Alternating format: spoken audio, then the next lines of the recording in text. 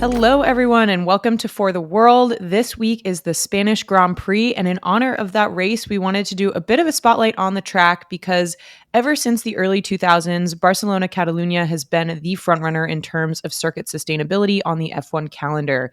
It was the first track to be awarded the 3-star environmental accreditation by the FIA back in 2015.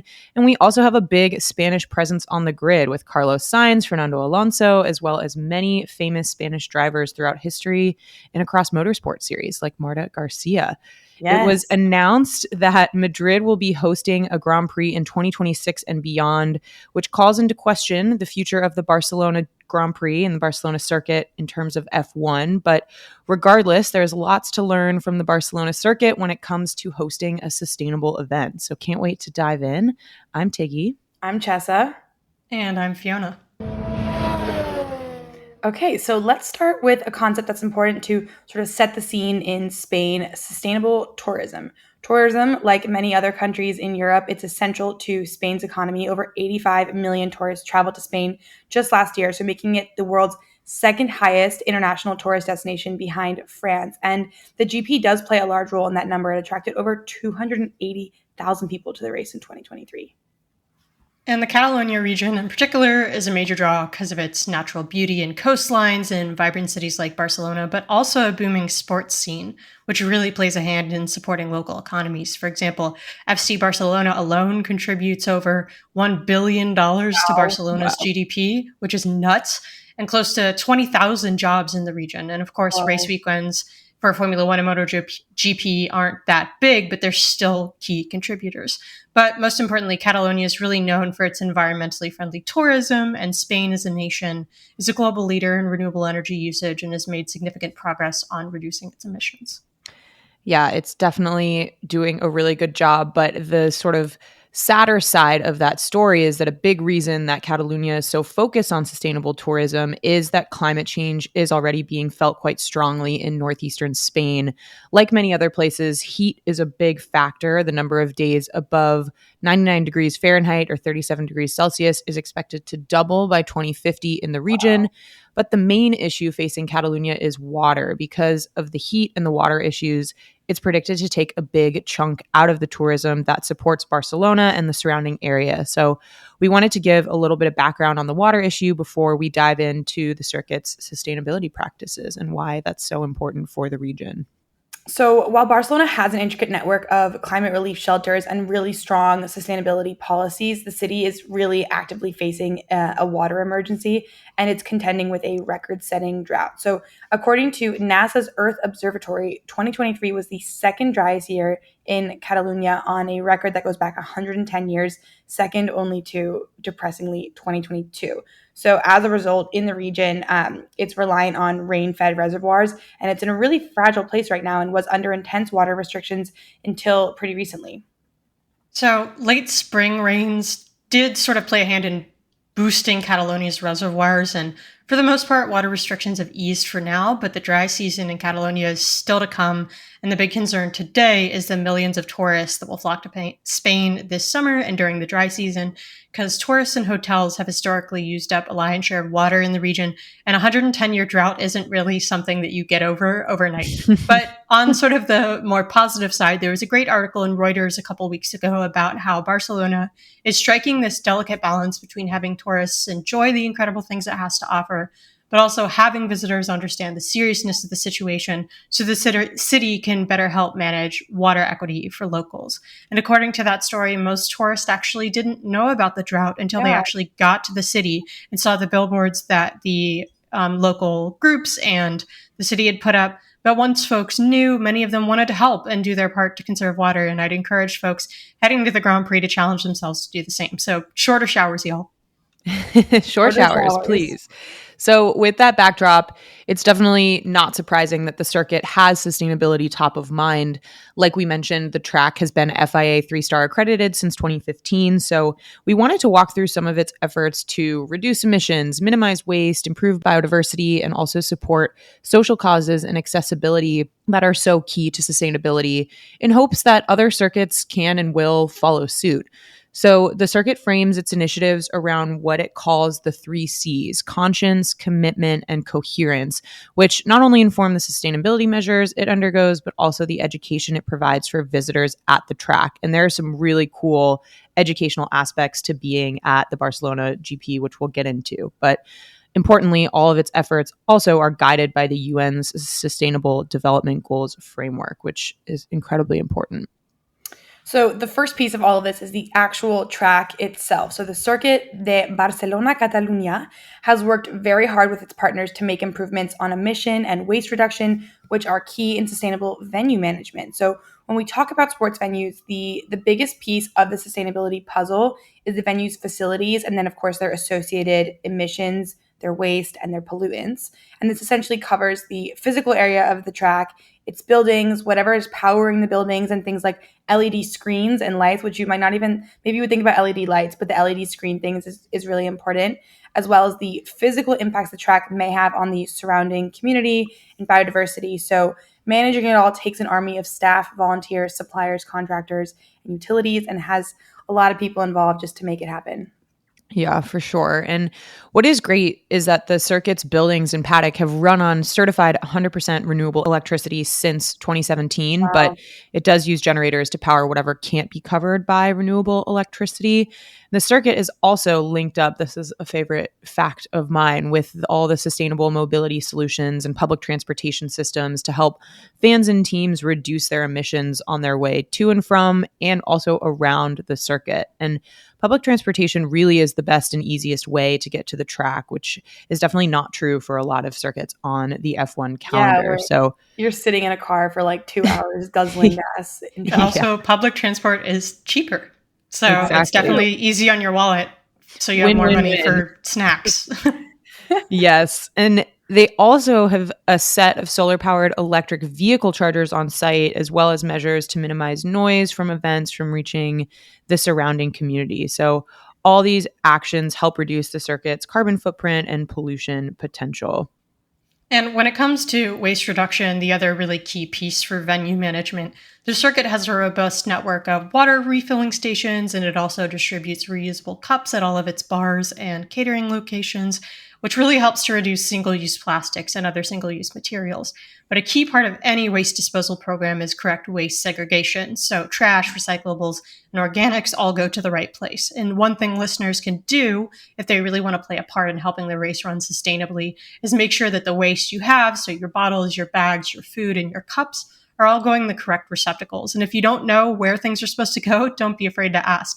I say this as someone who loves talking about trash and who has been a part of a team whose job it was to dig through literal tons of compost, trash, and recycling on race weekends and sort it all out. And although I really do love, unironically, being armpits deep in cheesecake or beer cans, it really does help when fans get engaged.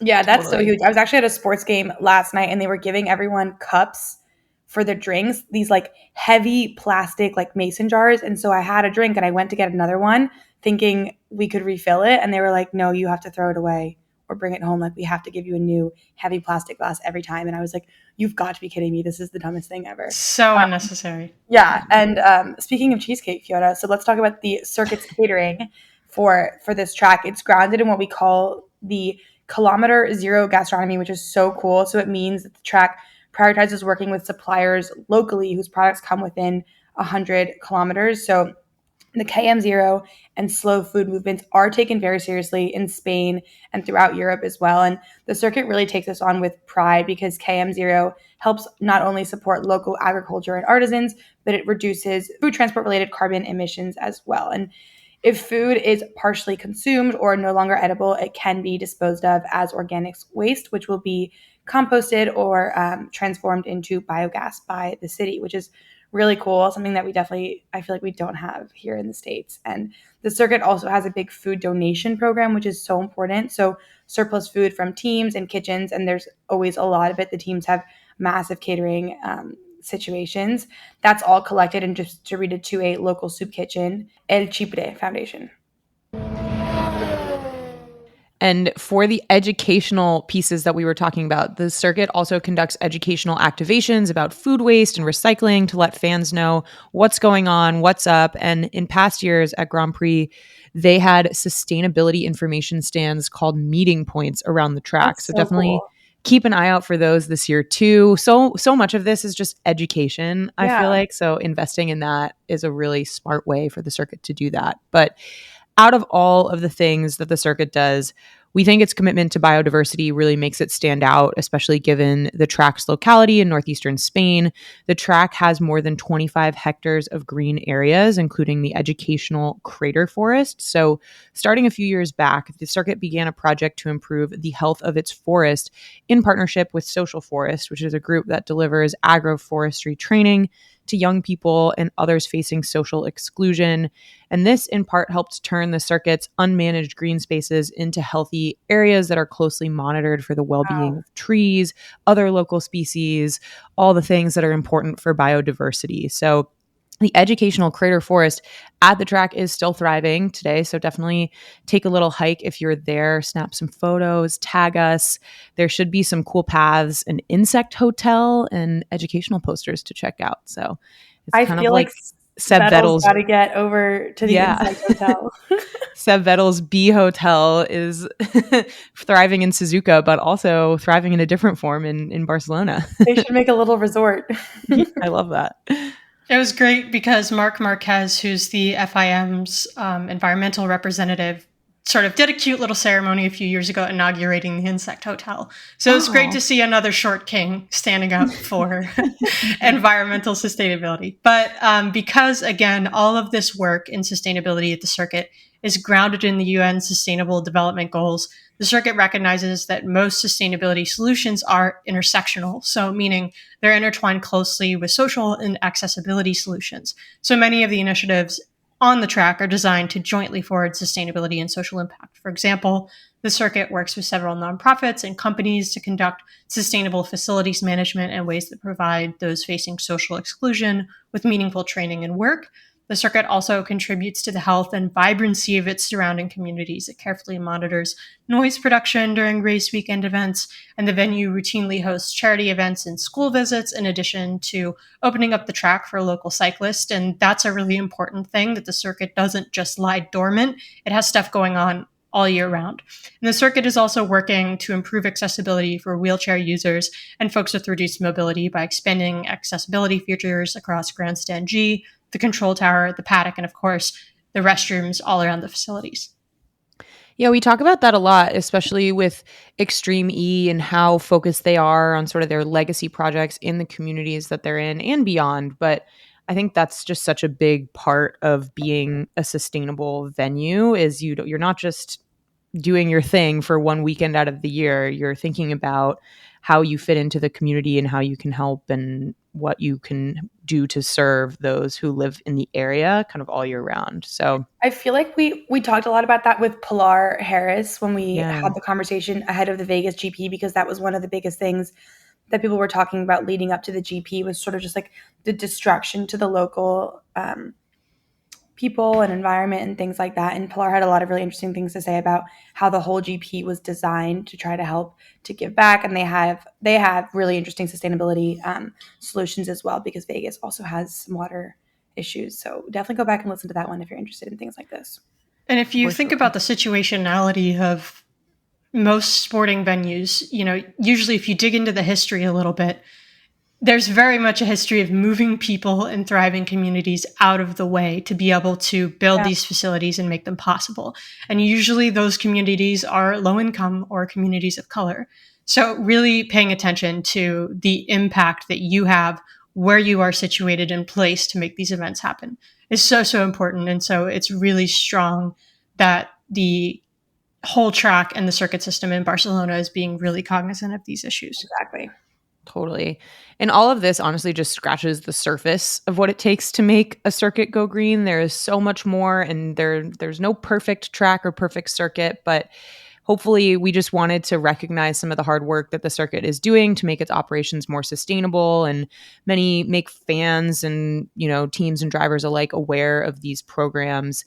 And I think these types of initiatives are why the circuit is a hub for sustainable innovation, and hopefully others can learn from it, even if it's not on the F1 calendar in a year or two. So critically, what's I think important to note is that the circuit does work with certifiers like ISO and organizations like the FIA to ensure that its events are running responsibly. So there's a third party involved here, and that helps us as fans hold the venue accountable too. So with F1 rolling into town, the spotlight is definitely fully on the Circuit de Barcelona-Catalunya. They've done a lot of work to be one of the best in the business, and it will be interesting to see what they have in store for the season and beyond. Even if it's not F1, it's a huge MotoGP track and destination as well. So we can't wait for the race, and we'll chat with you soon.